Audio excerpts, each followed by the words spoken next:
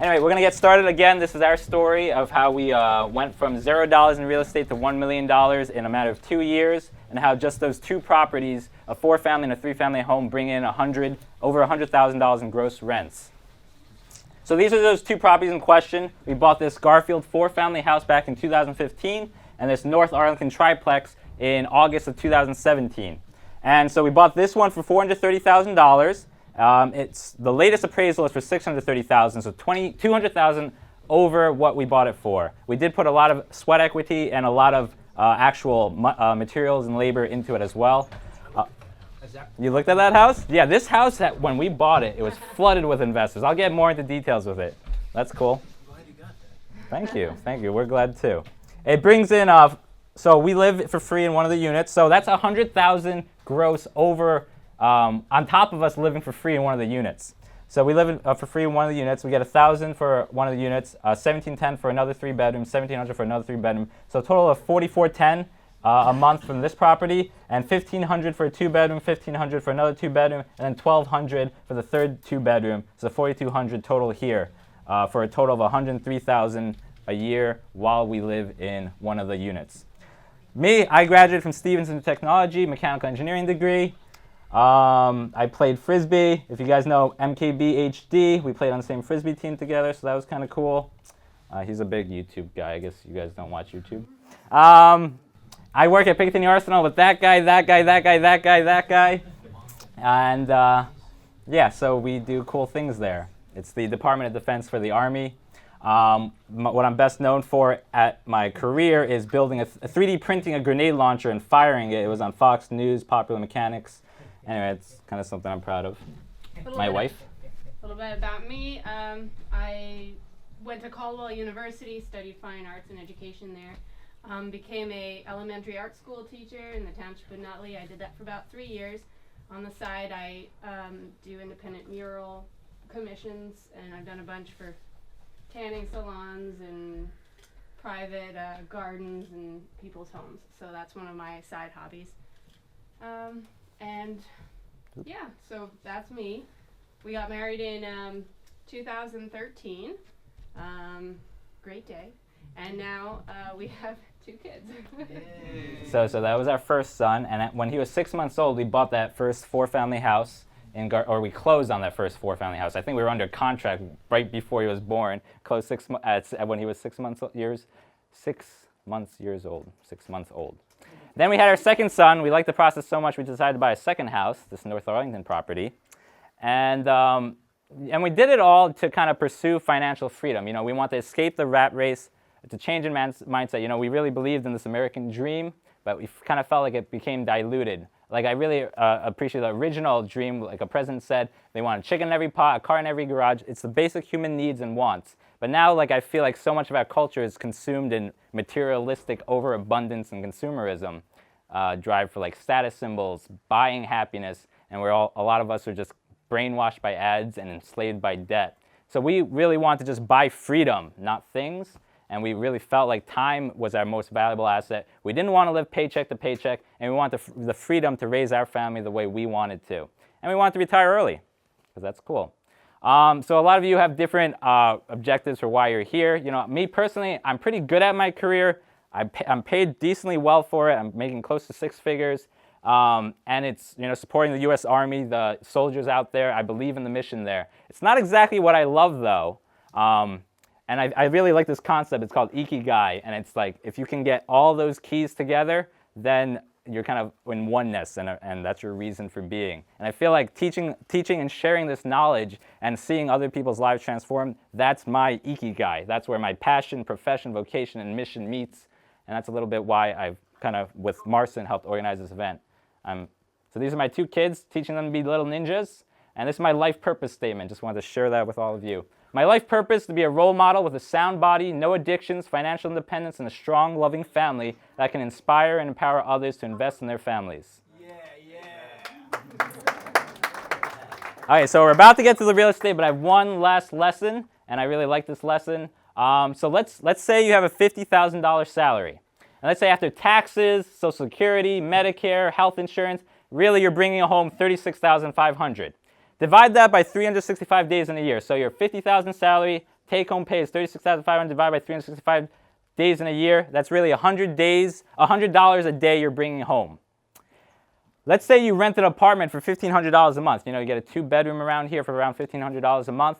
If you divide that by 30 days in a month, that's $50 a day. So half your take-home pay is going directly to your housing expense if you have a $1,500 rent at a $50,000 salary. So you're left over with $50 that day, $50 a day. But you have other expenses. Maybe you went to get breakfast at Dunkin' Donuts and bought a coffee for $5. You got lunch that day or today for $5, and you got dinner for $10. Very cheap, I know, especially in New York City, double that, easy. So you're left over with $30. But maybe you stopped on your way home to get gas for $20, or you went on Amazon and you bought yourself a sweater for $20. So you're left off with $10. You know, but $10 is savings. You know, savings is income minus expenses, so you're in the green. But you have a lot of other recurring expenses like car insurance, utilities, phone bill, home insurance, car payment. Maybe you have a Netflix account or Spotify. And I just like this example because it goes to show, like when I was young, I thought $50,000. If I make $50,000, I'll never be able to spend all that. I got it made. But through this example, you can see, you know, just how quickly that can just deplete if you're not calculating, if you're not tracking, and it's not that much after all. And if you can get rid of that housing expense, you know, that's half your cost in this example. And maybe you don't rent an apartment, but maybe you make $100,000, but maybe instead you own a house and you're paying $3,000 in expenses, you know, half your salary going towards housing. So anyway, going to explain now about our real estate. So the listing price was $475. We offered $480 on this property. It was an REO, real estate owned property. Wells Fargo owned it. And for the first 12 days, they were only accepting owner-occupant bids, people who were going to live in the property. So again, it was a 4-family house.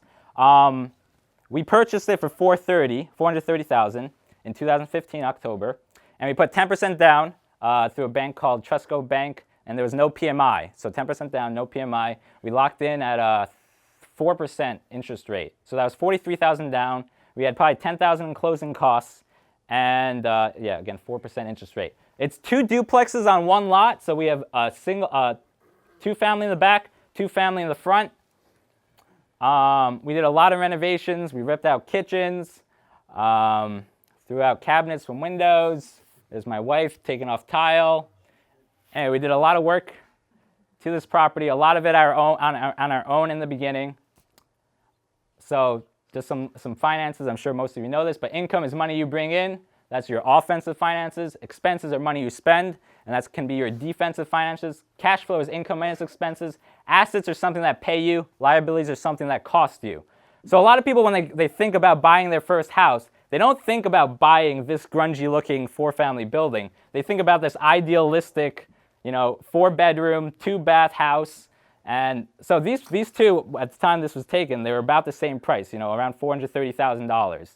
But, you know, we chose to make some sacrifices to enhance our finances and buy our freedom rather than buy the nice things, the status symbols. So trying to go into some of the numbers here on our 4-family house in Garfield. So the mortgage on it is $1,845 a month.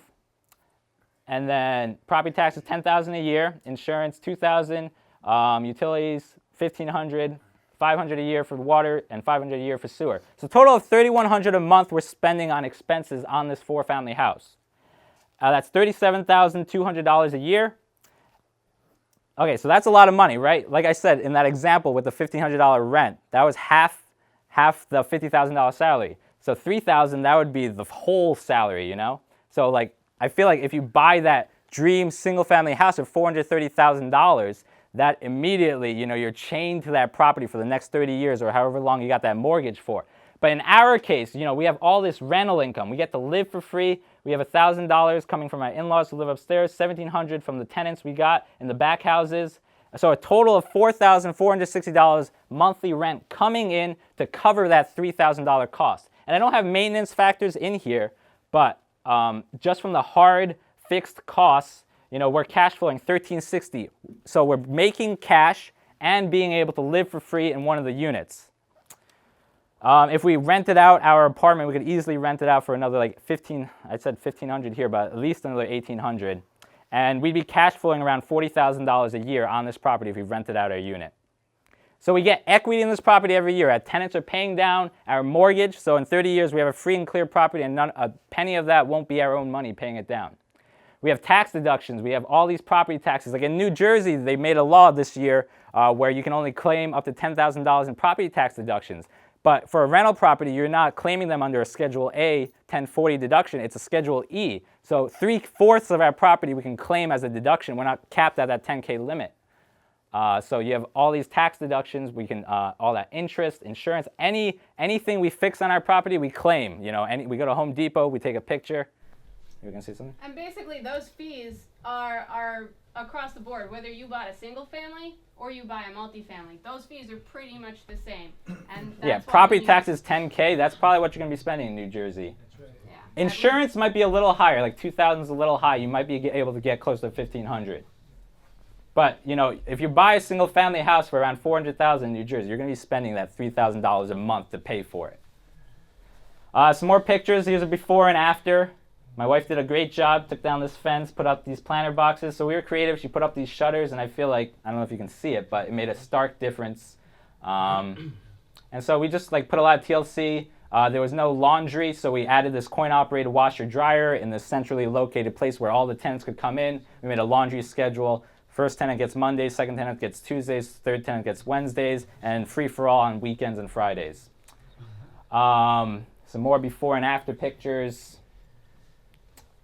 We took the worst unit to begin with for ourselves. We chose to renovate all the other units that were in somewhat better shape so that we could get the rental income rolling as soon as possible, and then we saved ours for last so that it made more financial sense on us. Yeah, and I know my wife is, 6 months from giving birth and she's patching sidewalks, so it's not the easiest thing, but again, we're making those sacrifices for our future success, for our future financial independence. You know, our 4-family house, while we lived there, the 3 units were grossing $50K a year. Her salary as a teacher was $50K a year. So we made the decision best for our family, for her to retire and stay home with our kids. And that rental income supplemented all that and allowed us to make that decision.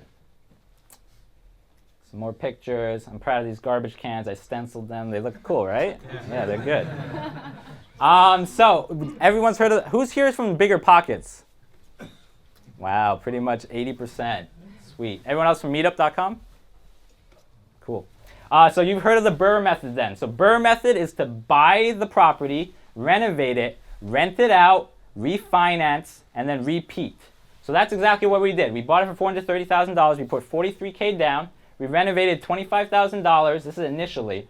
And then we refinanced it, appraised initially at $550,000, so I was $120K over asking. This was about a year out after purchasing the property. So we pulled out $67,000 in cash. So that's pretty much dollar for dollar what we put in, the down payment and the renovation cost. And then another year later, it appraised for more because we had refinished our unit at that point. So it appraised at $630,000, and so that was $200K equity gain. And then we did a home equity line of credit at that point. So we pulled out $67K a year earlier, so we had all our capital back. And then we did a HELOC to have even more capital of $62K. Home equity line of credit, we could just pull as much as we want or nothing if we don't want. And you can see cash out refi, they just put it right in my bank account, $67,000.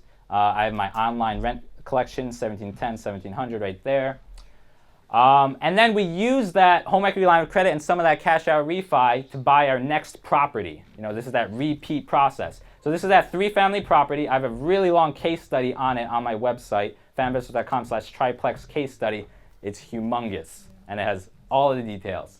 But it does walk you step by step if you're not sure where to start. Yeah, I go through every single detail. There's at least 100 pictures in it. We bought the property actually off Craigslist, of all places. It was a for sale by owner. For sale by owner. We met with the owner. We analyzed the property, and yeah, we bought that one in 2017. It was an ugly little house. Very ugly 3-family. Needed a lot of work, definitely. This was what you were greeted with when you enter. It's very appealing stairwell. So and the apartments weren't any better really once you got in them, but we ripped out all the kitchens. We ripped out a lot of the ceilings that were crumbling down. We ripped out that bathroom, redid it. So it needed a lot of work, but definitely well worth it. So this is a slide I really like. Can you get financial freedom from just 2 properties? So here's our 2 properties. Again, worth $1 million, bringing in $100,000 in rent. Expenses, so now I am including like $3,000 a year for maintenance and another $3,000 here for maintenance. And we're looking at a total of around $80,000 in expenses. So net profit really is only $21,000 a year, which isn't a whole lot, but we get to live for free in one of the units, so that's cool. But what happens once we wipe out that mortgage? That mortgage, the mortgage payment on that property is $40,000 a year. So that's another $40,000 of net profit once we wipe out that mortgage. So that's $61,000 in net profit we would get just from these 2 properties once we wipe out that mortgage. And that's us having no housing expense because we live in one of those units for free. And maybe we don't want to live there forever. So maybe we rent it out, but we rent it out at $1,800. That's another $20K on top of that. So that's $80K of net profit just from those 2 properties fully rented out. And that's something we could live off of. Go ahead. What's your timeline for wiping off the mortgage because you refinanced and pulled out money, right? Sure. So what I've calculated is I could do it in 12 years if I just focus all my money on paying down, this first mortgage first, and then the second mortgage is 12 years. If I stop contributing to retirement accounts, I could do it in 7 years. So in 7 years, I could actually retire if we can live off $80K, and we're super cheap.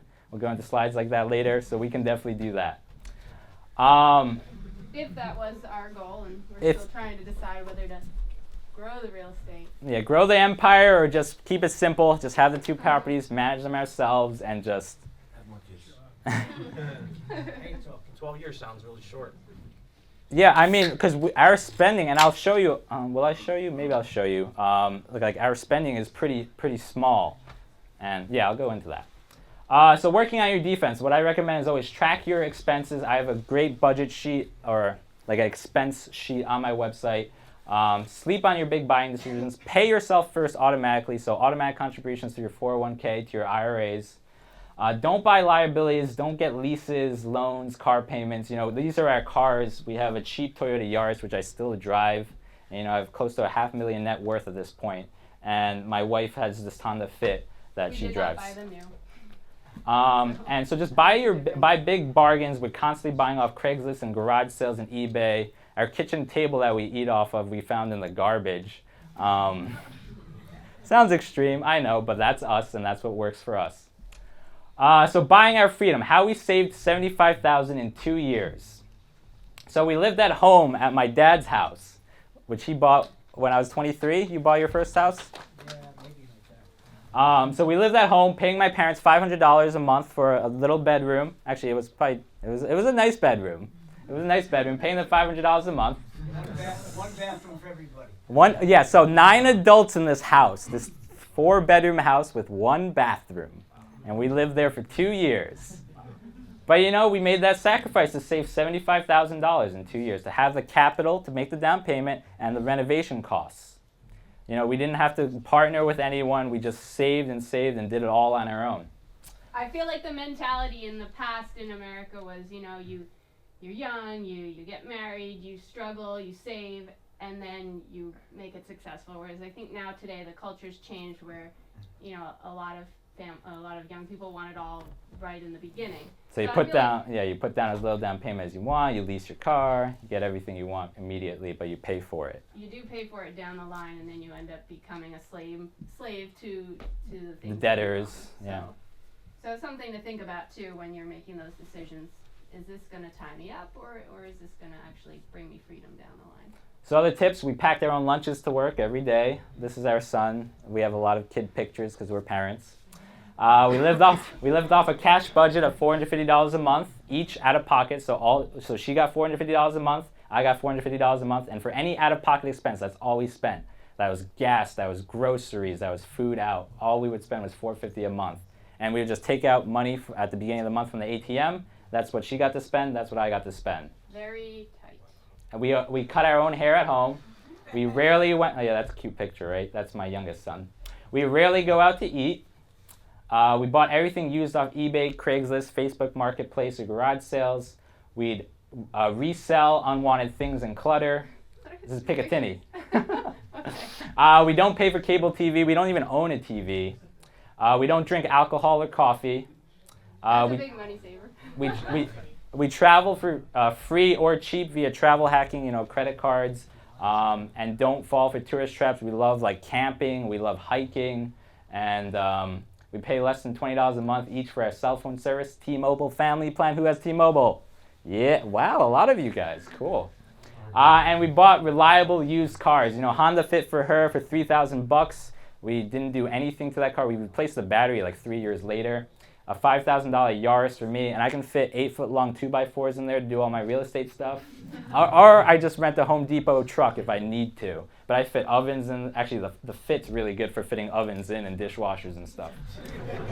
And we didn't collect massive amounts of student debt. We got scholarships, and we worked through college. Even when I was taking 23 credit semesters, I was working through college. It's on you, Sunmarie. Okay, so that was a little intro on how we got our initial savings in order to be able to buy our house. We did those little hacks to help save up a little pool for looking into investing.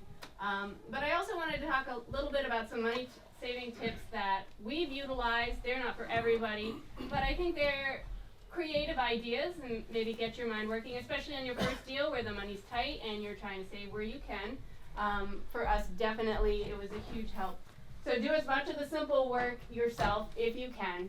If it's something like demoing, you don't need to be paying a contractor to do that. You're going to get a little dirty, but it might be well worth the $1,000 save from paying, someone to rip out a kitchen for you. Stress relieving. And yeah, it can be stress relieving too. It's kind of fun, satisfactory. Simple things, replacing bathroom fixtures, vanities, lighting fixtures, installing tile backsplashes. That is so simple to do. It's not something you need to be. There are professionals, they do a beautiful job, but you could just YouTube how to do it. And do it YouTube yourself, everything. too. Home Depot gives free, also floor decor, free workshops on how to learn how to tile as well as many other things. So there is no reason that you should be intimidated to give those a shot. The money is well worth the savings, the money saved, especially if you're tight. Also, for us, buying gently used instead of brand new has worked great. We get a lot of our appliances secondhand, and I'll go into how we find those deals. You save thousands of dollars that way. Return or resell leftover materials. A lot of times we're buying things at Home Depot. You get this massive amount of stuff. You may not use everything you buy. Why let it just waste away in your basement? Just bring it back to the store. They'll give you your money back, and we've gotten a lot of money back just by simply doing that. Even And the little decluttered. things. And decluttered. And decluttered. Pay cash instead of credit for better pricing for your vendors. You can haggle more when you're paying cash. Little word of warning there, if you're working with some contractors, you're offering cash, don't give it all up front. We learned that the hard way too. Give it in small segments, and definitely not until the work is complete do they get their full cut, because otherwise they may run off. But you can get savings through offering cash instead of credit. Also, we've used Home Depot rentals for many things. Well-priced machine and tool rentals there, as well as cargo van and flatbed trucks, much better than going with U-Haul or Penske or a lot of the other 1995. truck rentals. They're $19.95. $20 for 75 minutes, or you can call Or you can Juan. call Juan, who does truck rentals too. So these are just a few ideas that we've utilized, and I'll go into how they've helped us directly. There are online platforms for buying and selling, and I'm sure some of them you are well aware of, like Craigslist. Has anyone ever explored Facebook Marketplace? Nice. The last group we presented to, nobody even knew what it was. So that's a super tool for finding used and gently used things. OfferUp, LetGo, eBay, and there's more out there. All of these platforms, you can find a lot of used appliances and also used kitchen cabinets. Also, you can resell your unwanted items on those platforms as well. For example, paying for a dumpster. A lot of people, when they're going to go renovate a kitchen, for instance, they'll pay for a dumpster to rip out all the old trash cabinets and fill up a dumpster, pay for that, pay for the demo, and so forth. But actually what has worked in every single instance for us, and we've renovated 7 kitchens now, the pre-existing kitchens, they're terrible for our purposes, but for someone else who maybe wants just some plain cabinets for the garage or for the basement, they want what you have. So you just list your cabinets, you know, for instance, here's a few I just listed them for $250. People were clamoring to come and get them. I did not take them off the walls myself. I said, you come, you take them off the walls. You pay me $250. And they did. And we've done that 7 times now. And so you save on the demo costs, you save on the dumpster costs, you get rid of your junk, and you make someone else happy and a little cash on the side. Can you go back? A few other things. I did the same thing with our toss out stoves and old dishwashers and sinks. For those of you who don't want to buy used, there's also some good storefronts where you can find a good deal as well. Depending on your purpose. If you're doing a flip, for instance, a single family flip, you may not want to go with the used route, the gently used route, to put in used cabinets because the market is different. And I acknowledge that. You know, people coming to buy a single family home want the completely renovated, modern look. They are not maybe looking for a used kitchen. So in that case, you might want to find your supplies in storefronts. Green Demolitions in Fairfield, New Jersey actually pulls out designer used cabinets from wealthy homes and they resell them. And you can go there and get what was a $20,000 kitchen set of cabinets and buy it for $3,000. So And they'll showcase them nicely too. They'll showcase them nicely too. It's a great store. It's right on Route 46. That's Green Demolitions, and it's kind of nice. You're recycling. You're saving the environment. You're getting high quality cabinets at a much discounted price. Habitat for Humanity Restore in Wayne, also similar. They take donation kitchens. Usually, wealthy families have a kitchen. They want to get it all new, but they don't want to waste the cabinets, so they donate it. And Habitat for Humanity resells them, and then they have the profits for doing their various service projects. Puglisi Wholesale Kitchens and Baths is in Totowa off Route 46. A great place to go to get brand new cabinets at a wholesale cost. And I've gone there and priced out kitchens. I've not purchased from them yet because I didn't need to buy brand new and it was still a little higher, but they offer a really great rate for brand new cabinets. And they also have solid wood cabinets, or not, depending on what you want to pick. Great store, great prices. Stone Corp USA is a granite countertop fabricator, and we've gotten great deals What do with we them. get? $29 a square foot? $29 a square foot. Free sink installed. Installed with free sink. Can't really beat that. That was their lowest price, but they had like 3 or 4 different stone colors, and if you're not super picky, you know, you don't know you want exactly one type of stone, you can find something there. Definitely between $29 and $35, you're going to find a good deal. If you order over 30 feet of tile, they give you the sink.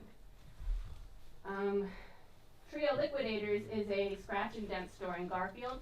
We've used multiple times for dishwashers for $100, and they're basically new. Maybe they had a dent or whatever. So that's a great resource. They go from $100 to $250 on the quality of dishwasher. Also good for fridges. We've gotten stainless steel French door fridges there for like $700, $800, which retailed for like $3,000 at Home Depot. I'll be sending these as a PDF too, so everyone can get it if you put your email on the sign-in list. And then the last one I had there was Floor and Decor. It's a tile store. It's hit or miss, but a lot of times I find the tiles they offer there's more selection and better quality than Home Depot and better priced. But sometimes it's good to shop around all the different big box stores to find the best deal. So here's an example of using the online platform, some appliances we purchased. This was off of Let Go, and that one I believe was off of Facebook Marketplace. So a $3,000 fridge for $900. We got that, and it We've came with given a warranty. Like a Yeah. 10-year warranty, because they wanted a new fridge, I guess. And the stove also retailed for almost $600. I They listed it at 250. I think I got them down to 200 for that one. Let's move a little quicker. Okay. Also, this one I wanted to share. If you're doing a buy and hold, like a rental, you know, you want to update your kitchens, you want to make them nice and beautiful, but they don't have to be the newest and greatest off the floor cabinets. So what I've done is bought a lot of used cabinets off of Facebook Marketplace. Here's an example for our triplex in North Arlington. I found 3 sets of cabinets from 3 different sellers, but they were all natural maple finish, and I purchased all 3 of them. This one was $200 for the cabinets. This one they were selling for $600 for the cabinets. That one they were selling for $400. So I spent $1,200 total. I got 50 cabinets. Sonny went out to all 3 houses with his Home U-Haul. Depot truck. That was U-Haul. That was a U-Haul. Needed more space. That was full to the brim at the end. I didn't take a picture. Picked up all the cabinets. Did you take them off yourself, or? Nope. No, they were already taken off. Yeah, actually, that was a nice thing too. So I got 50 cabinets for $1,200. You know, that's unheard of if you're buying new. And then we took those cabinets. They were in very good shape. They were solid wood, and we created 3 kitchens out of them. This one. So all 3 of the one, triplex units. And that one. And then on top of that, there were 18 cabinets left over at the end of our projects, and I resold the 18 cabinets for another $900 to someone who wanted those cabinets. So in total, I really spent $300 to renovate 3 kitchens cabinets. So $100 in it's thrifty. Obviously, if you're doing a flip and it's time sensitive, you can't be searching around for these deals, so I understand that. But for certain situations, it can actually be a great tool to use online platforms. But also make sure you're paying attention to holding costs. So if you have vacant units, it might not be worth doing this, but if you can plan ahead of time and you have them available, then it could be worth. But holding costs can get very expensive very quickly if you have vacant apartments that could be renting and giving you thousands of dollars a month. So I just wanted to share, I know we're running kind of late, but I want to share real quick what we use for property management. We use this service called cozy.co. It's completely free for the landlord. You just kind of put your properties on there. You can even list them. They can list through realtor.com. So you can just put it here, and then it can you can have rentals showing on realtor.com. I also use Zillow Listing Manager, but these 2 websites are the only thing I use to advertise our rentals. I will put it on Craigslist too. But it does free online rent collection, so it goes from the tenant's bank account to your bank account. You can take online applications, and you can take background checks and credit score checks. That's the only thing the tenant has to pay for is the background checks and the credit score checks. We make them optional until we say, hey, tenant, we like your application. We're going to take you, pay the $25 for the background check, pay the $25 for the credit check. And when they do their online payment, it's completely free from their bank account to your bank account. It does take a few days. It'll take like about 7 days from their bank account to your bank account to clear. You can pay a little extra to get it to clear in 3 days instead. If they do have an option to pay by credit card, and that they will be charged a 2.75% fee. But other than that, it's completely free. Our tenants pay nothing because they just do the regular bank account, and we pay nothing to use the service. www.cozy.co.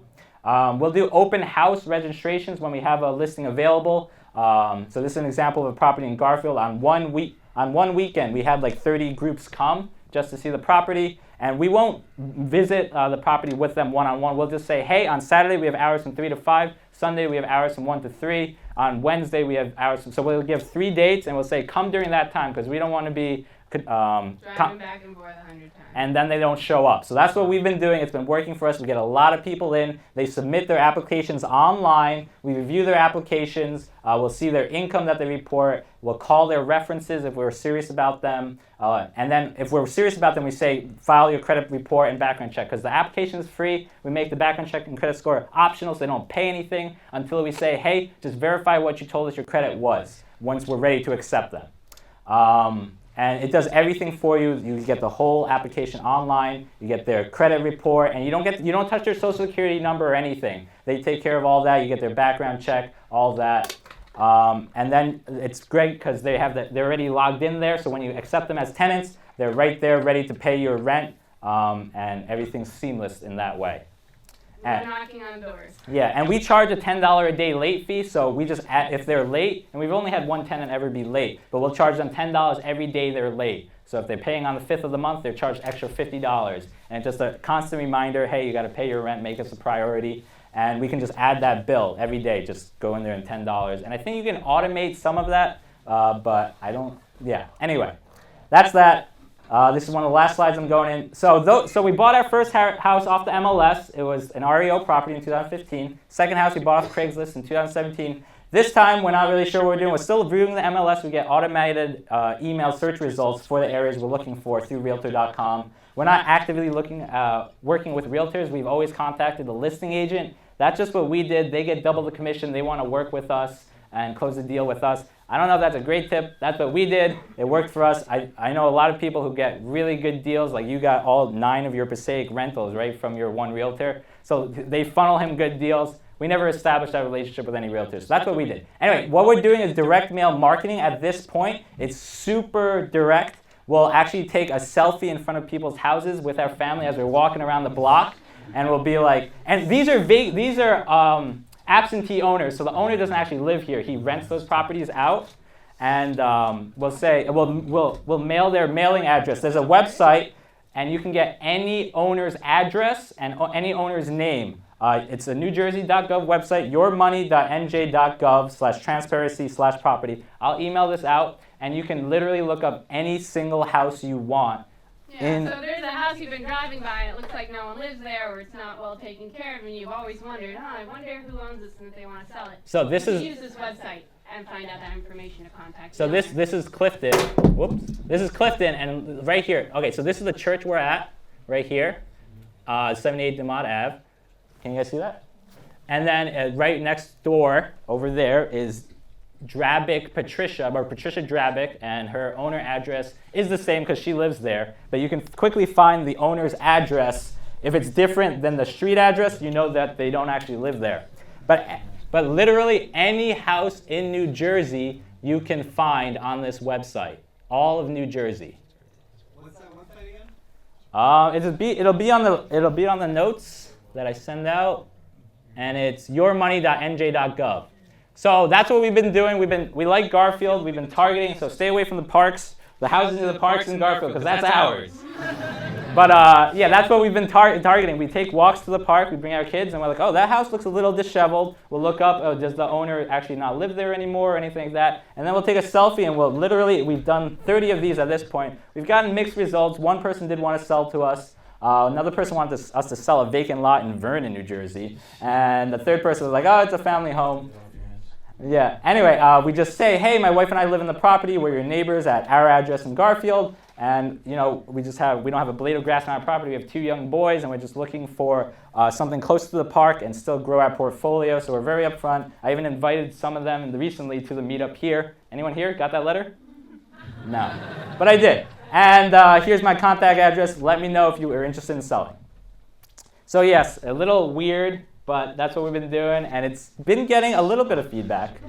Kind of stalkerish, kind of creepy, but yeah. So Unconventional, but people have been doing mailers for years now.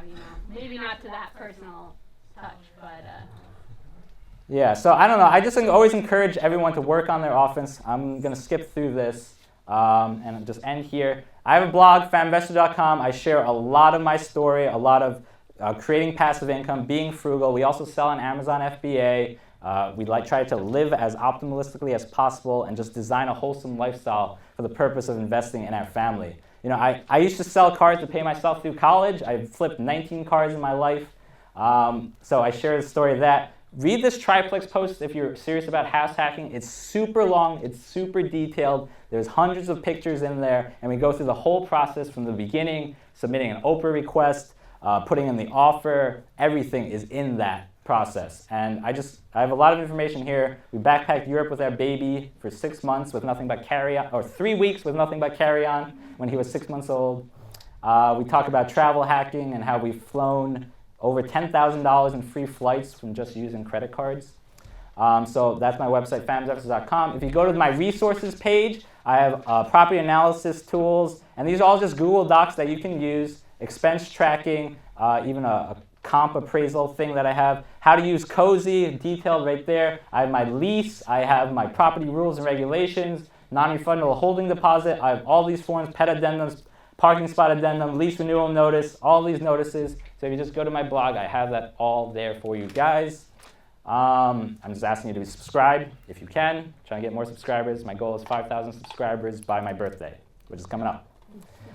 And then I have this spreadsheet. I gave a webinar on this 2 days ago, and I think it's so key to really track your expenses, and this does it all. It tells you your annual savings, your net worth, how much you'll be worth in 5, 10, 15 years, how much of your expenses you're actually saving. Like, we're saving around $61,000 a year, and that's from my $99,000 salary. I literally make $99,927. They couldn't give me that extra $70 to make 6 figures.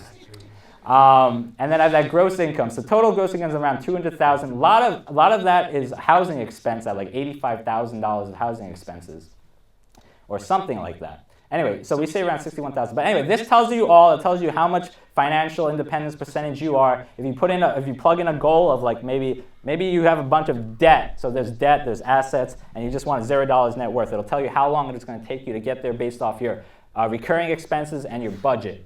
And so our goal for $1 million net worth, it'll take us either 8.5 years if we're just counting our savings rate, and 4.6 years if we're counting a 7% interest rate of our brokerage and assets. It's an interactive tool that you can go and plug in your own information and then figure out this as it relates to your situation. So kind of handy in that way to help gain a understanding of where you're at financially if you're trying to save towards something.